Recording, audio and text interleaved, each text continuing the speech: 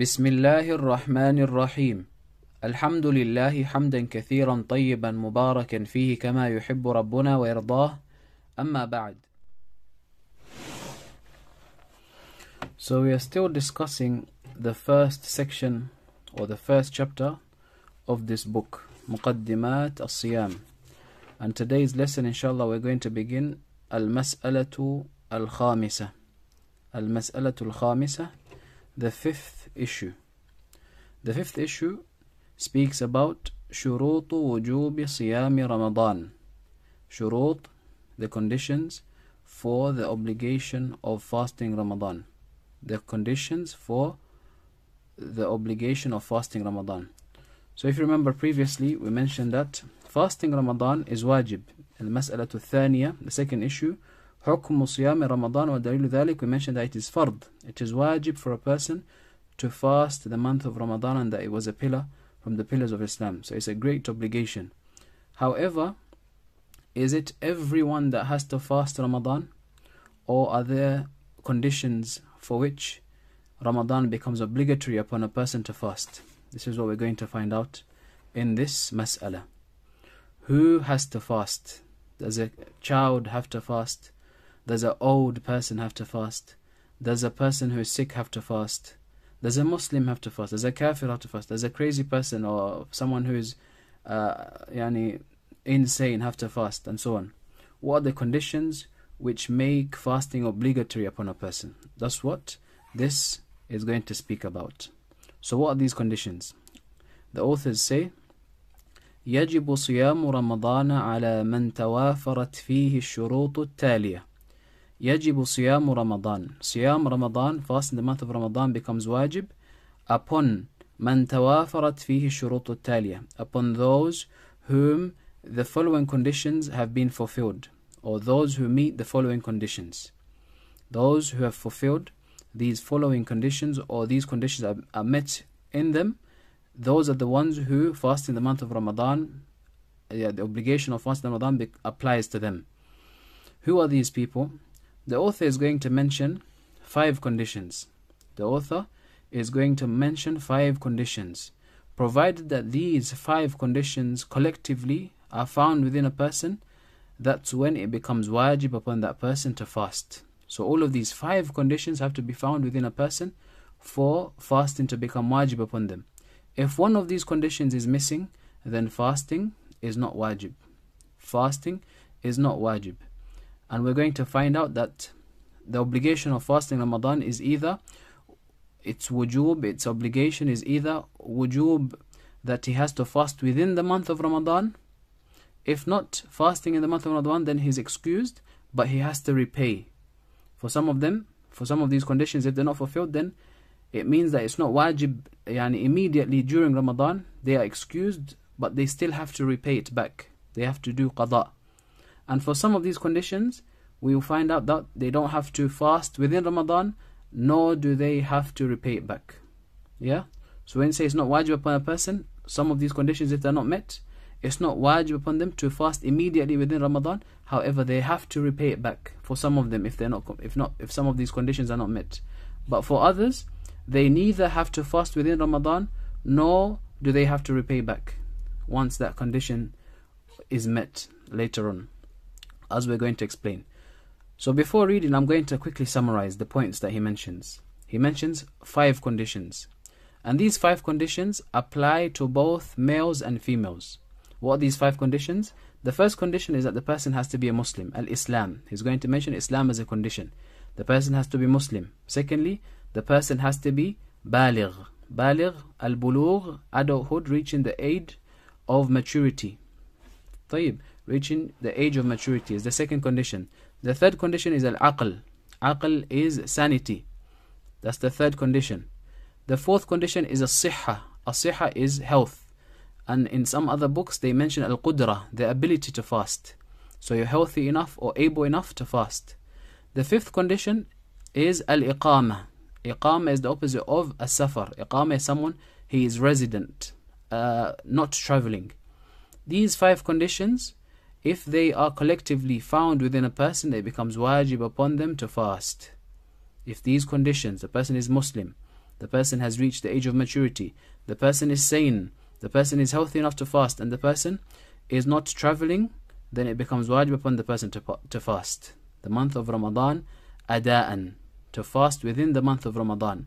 As Allah said, فَمَنْ شَهِدَ مِنْكُمُ الشَّهْرَ فَلْيَصُمْهُ. Whoever witnesses the month, then he has to fast. This ayah applies to those people who have fulfilled these 5 conditions.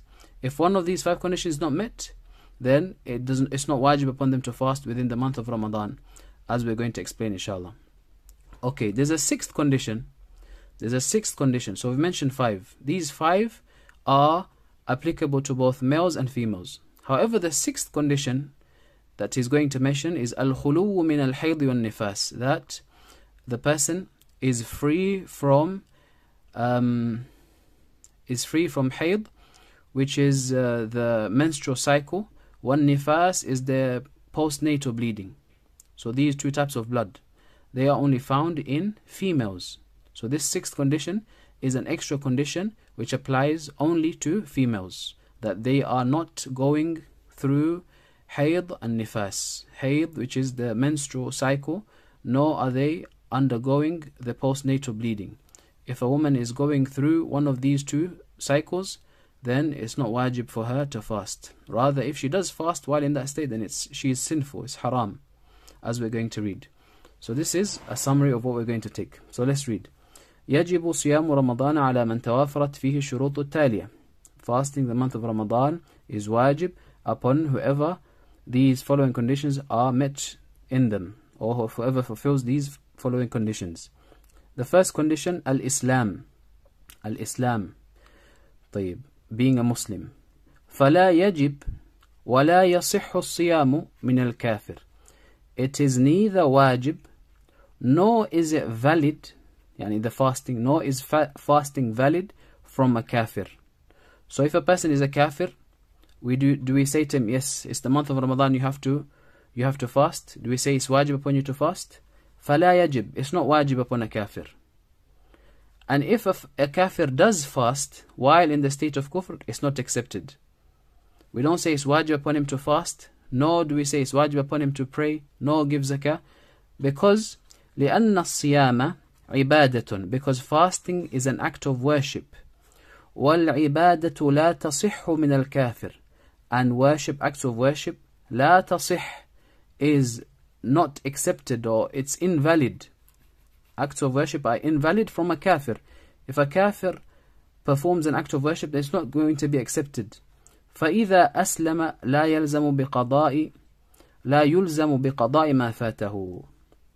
And if this kafir does become a Muslim, لا يلزم, he is not forced or he is not commanded to repay back ما فاته, what he missed of the Ramadans. So the previous Ramadans, while he was in a state of kufr, he is not requested, he is not required to repay them back. So this condition is something which takes away the wujub completely. Neither does he have to fast within the month of Ramadan, nor does he have to repay back once this condition ceases. So he becomes a Muslim.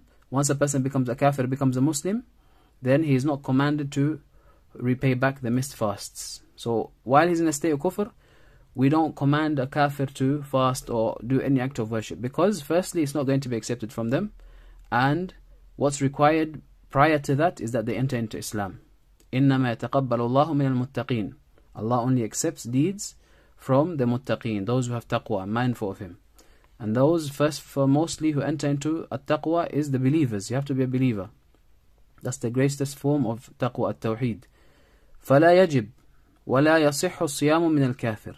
It's not wajib upon them, nor is it correct if they do fast, because acts of worship are not accepted from a kafir. But if they do become a Muslim, they're not commanded to repay back the missed fasts which they missed while in the state of kufr. So the first condition is al-Islam. Person has to be a Muslim.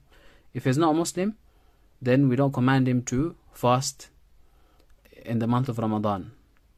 And if he does become a Muslim, he is not commanded to repay back the missed fasts. So if, for example, we're in the 20th of Ramadan, and a person comes and he accepts Islam during this day, he is not commanded to repay back the 20 days from the start of the month.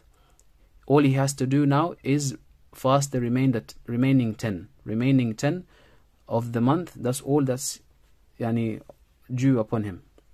So this is the first condition for fasting to become obligatory. The second condition, al-bulugh. Al-bulugh is becoming baligh, reaching the age of adulthood or maturity. فَلَا يَجِبُ الصِّيَامُ عَلَى مَنْ لَمْ يَبْلُغْ حَدَّ التَّكْلِيفِ.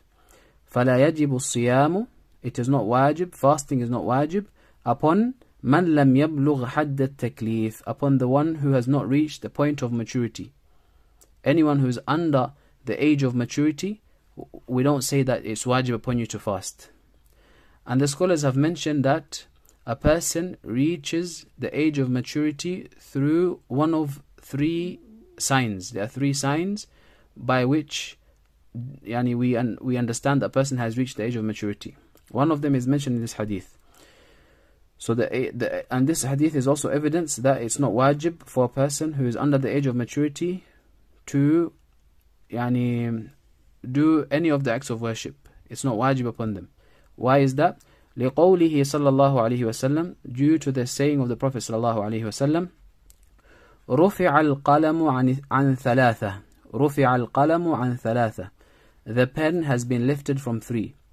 The pen has been lifted from 3. And the pen here refers to qalam al-taklif. The qalam which begins to record once a person is a mukallaf. Once a person is religiously held responsible for his deeds.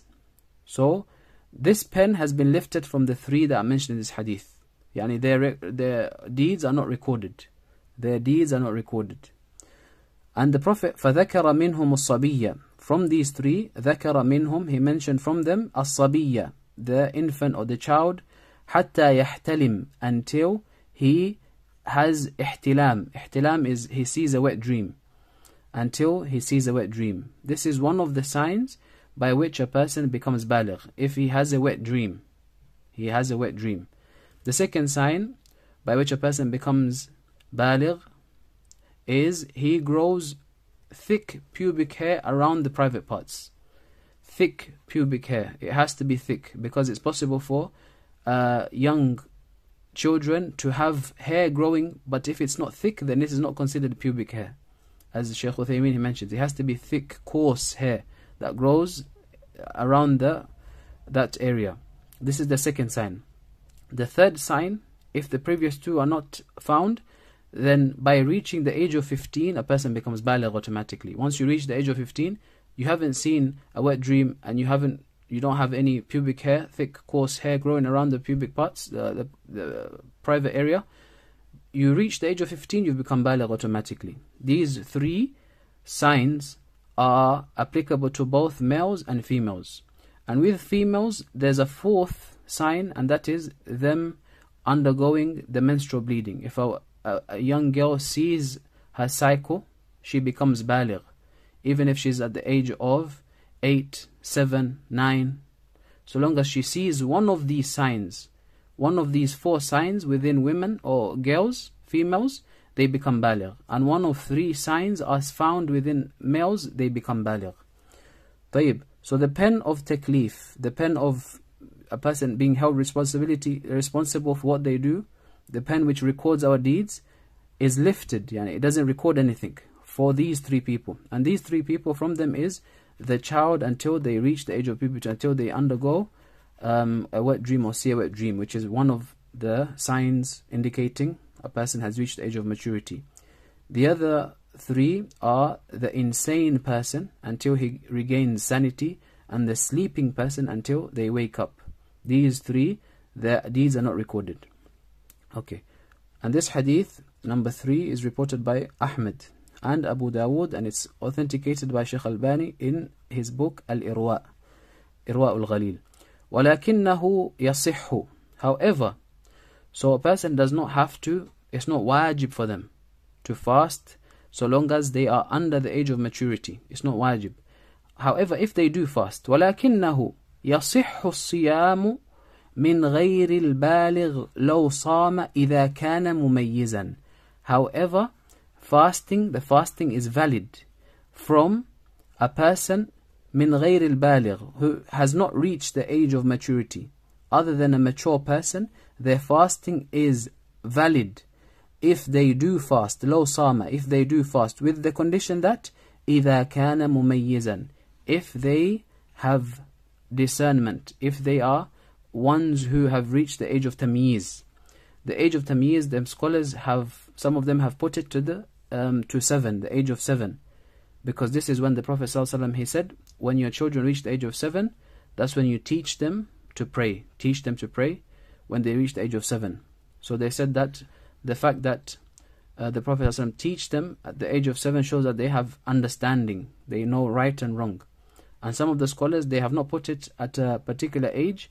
They've said it could occur even prior to being 7. So long as a child, he has understanding. Some of them said if he knows right and left, he knows a pretty woman, from someone who is not pretty, he is able to understand instructions. Tell him to go to the shop, buy this. He's able to go to the shop and buy what you've requested. These kind of things, if they are found within a child, then he has reached the age of discernment. So this age of discernment, this age of distinguishing right and wrong, occurs before a person becomes baligh. So around the age of 6, 7, 8 here. So even though fasting for this child is not wajib, if they do fast, it is accepted. It is accepted. يصح, it's accepted and they are rewarded for it. بل وينبغي لولي أمره, rather it's ينبغي, it's a must. Sometimes ينبغي can mean it's a must, and sometimes it can mean it's recommended. Here it's a must for the responsible one over their affairs, the one who's their carer or parent. أن يأمره بالصيام, that they command this child who has reached the age of tamyiz with fasting. This is from الرعاية, تمام الرعاية, that the care and responsibility, or that this carer and responsible one has over the child, this is from fulfilling that responsibility, that you teach the child before he's reached the age of maturity. You don't wait until all of a sudden your daughter wakes up the next day and you see her, she's gone through, she's become a baligh, she's become a woman, and the deeds are recorded. Now you start teaching her how to pray. This is not right. The parent, the carer, should begin instructing the child from a young age how to pray, how to fast. As the Prophet said, teach them while they are reached the age of 7 in terms of the prayer. And likewise in terms of the fasting as well, the Salaf, they used to teach their children. Rather, it comes in the hadith of Bint al-Mu'awwidh, I believe, that the Salaf, the Sahaba, they used to make toys for their children and make them fast. So if they were hungry at any point during the day, they will give them the toy to distract them from their hunger so that they can maintain the fast until sunset. So if the child who has reached the age of tamyiz does fast, is correct for them, and this is what the wali amrihi, the one who is responsible over their affairs, this is what is incumbent upon them to do, that they command them with fasting. يَأْمُرَهُ بِالصِّيَامِ لِيَعْتَادَهُ وَيَأْلَفَهُ, that they become accustomed and used to fasting, so that when they do become baligh, it's something which they have enough practice from the previous years. It's not just something that happens ghaflatan, that they're shocked now they have to stop eating and drinking all of a sudden.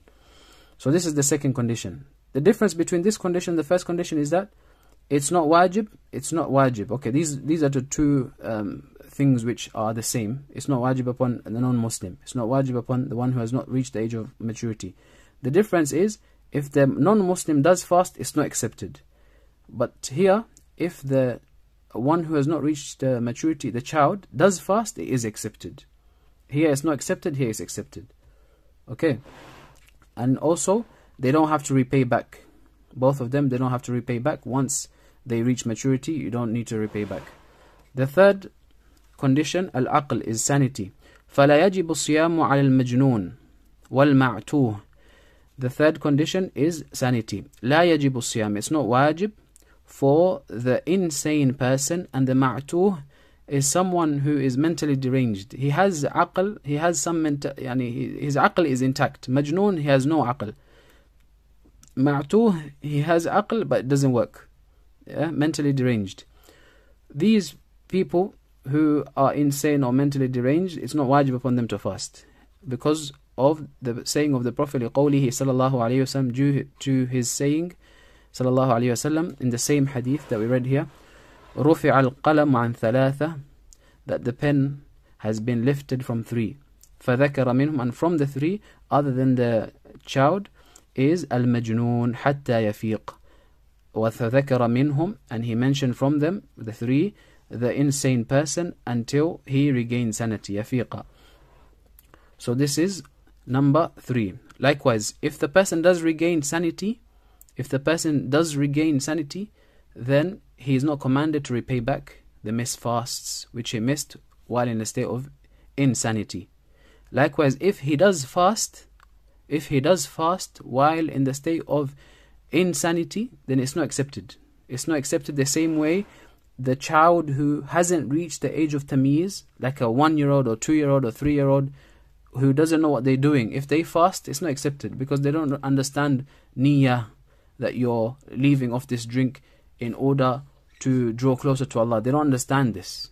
So they wouldn't be fasting with intention. So it's not going to be accepted. The 4th condition is as-sihha, which is health. And in some books they say al-qudra, the ability to fast. فَمَنْ كَانَ مَرِيضًا لَا يُطِيقُ الصِّيَامَ لَمْ يَجِبْ عَلَيْهِ. Whoever is sick, مَنْ كَانَ مَرِيضًا, whoever is sick, لَا يُطِيقُ الصِّيَامَ, he is unable to fast, لَمْ يَجِبْ عَلَيْهِ, it's not wajib upon them. It's not wajib upon them to fast if they are sick. They are excused. What if they force themselves to fast? وَإِنْ صَامَ صَحَّ صِيَامُهُ. But if they push themselves to fast, even though they're sick and excused, their fasting is accepted. Their fasting will be accepted. Okay, so this condition, as-sihha, if they are sick, then they don't have to fast. But if they do fast while they are sick, then it's accepted from them. And this excuse, if this condition is not met, it doesn't mean that it's not wajib for them completely. طيب, this is different to the previous 3. The previous 3, it's not wajib for them to fast if the month is there, nor is it wajib for them to fast after their condition ceases, the excuse ceases, they become baligh or they become a Muslim. They don't have to repay back. Yeah, no, they don't have to fast during Ramadan, nor do they have to repay it back if they no longer fulfill the conditions, or they begin to fulfill the conditions. The excuse ceases. If the excuse ceases, then they don't have to repay back. Whereas here, if the condition ceases, this excuse only applies for Ramadan. You don't have to fast Ramadan if you're sick. So long as you're sick in Ramadan, you don't have to fast for those days that you're sick. However, it doesn't mean that it's not wajib for you to fast completely.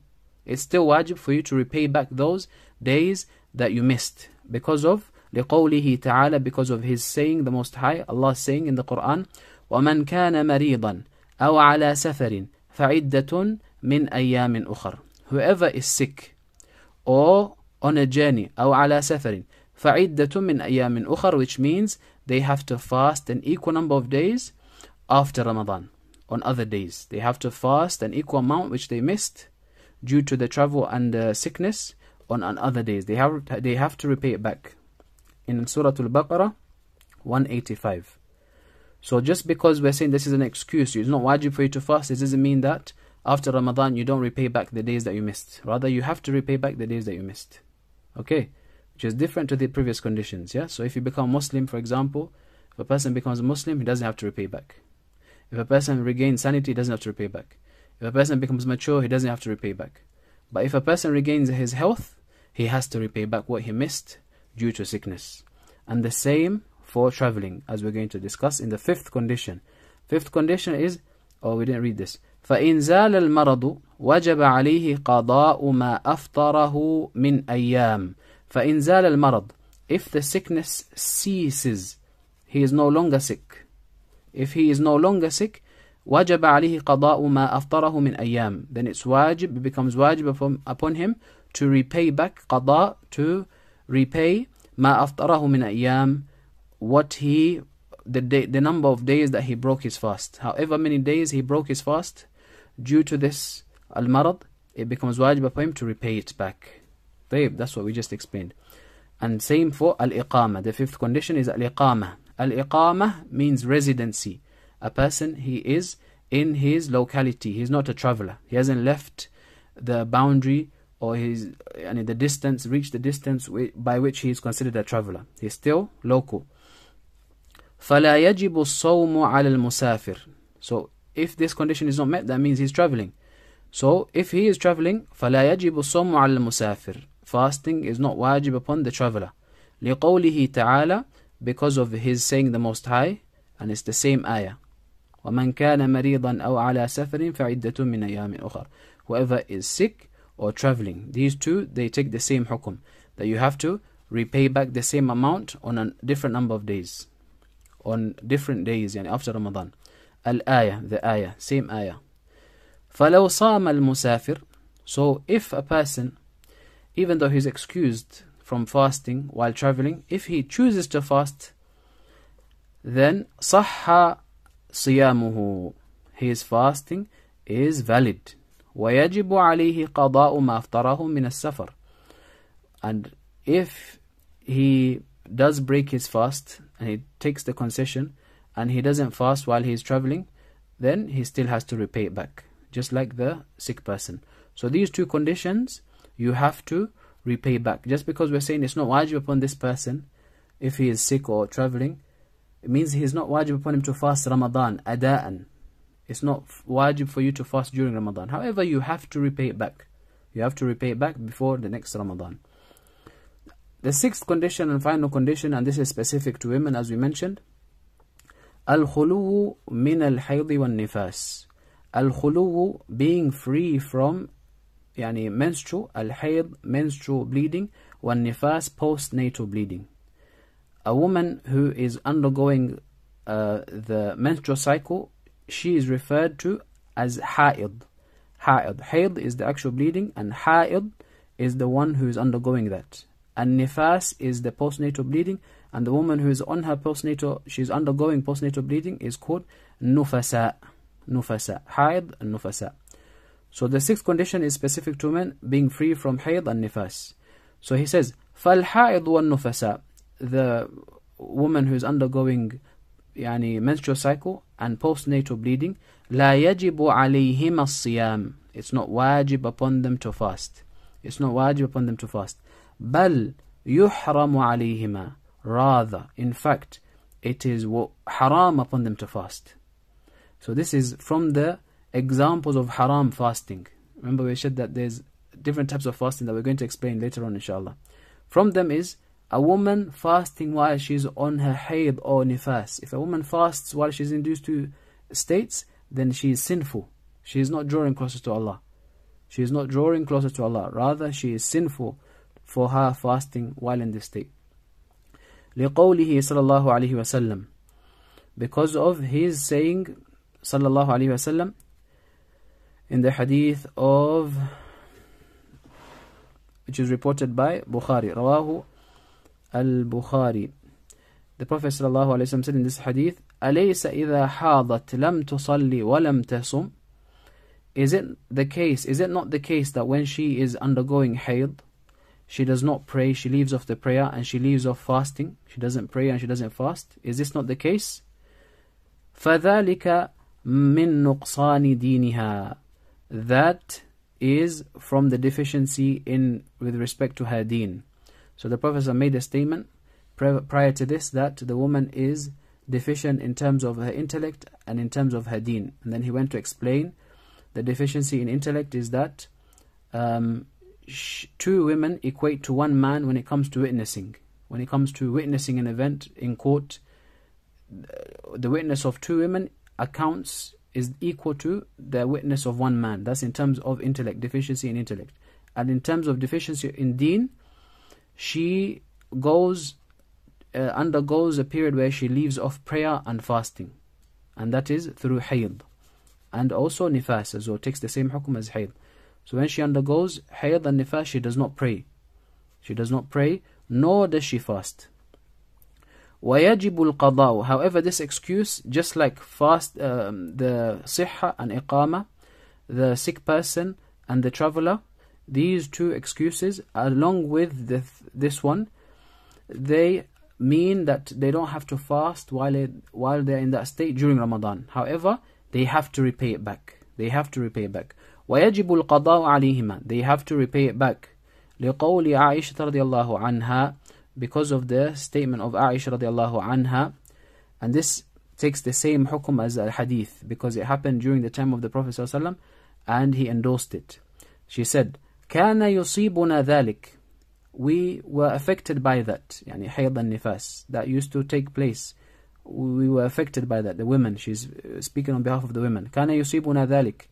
We would undergo that and يعني, be affected by it. فَنُؤْمَرُ بِقَضَاءِ الصَّوْمِ. We were commanded to repay back the missed fasting. The missed fasts is what we were commanded to repay back. وَلَا نُؤْمَرُ بِقَضَاءِ الصَّلَاةِ. And we were not commanded to repay back the missed prayers. This hadith is reported by Muslim. This hadith is reported by Muslim. So if a woman is going through hayd or nifas, she doesn't pray. If she prays in that state, she is sinful. And if she becomes clean, she doesn't have to repay back the prayer. With fasting, she is excluded from fasting. If she does fast in that state, she is sinful. However, with fasting, she has to repay back. Unlike prayer, if she becomes clean, she doesn't have to repay back the missed prayers. But with fasting, she has to repay back the missed fasts. This is today's lesson. So just to summarize, Ramadan is wajib, yes, but it's wajib only upon those people who fulfill 5 conditions in men and 6 conditions in women. If these 6 conditions are met, then the person must fast the month of Ramadan. But if one of these conditions are not met, then fasting the month of Ramadan is not wajib upon them. طيب. سبحانك اللهم بحمدك أشهد أن لا إله إلا أنت أستغفرك وأتوب إليك.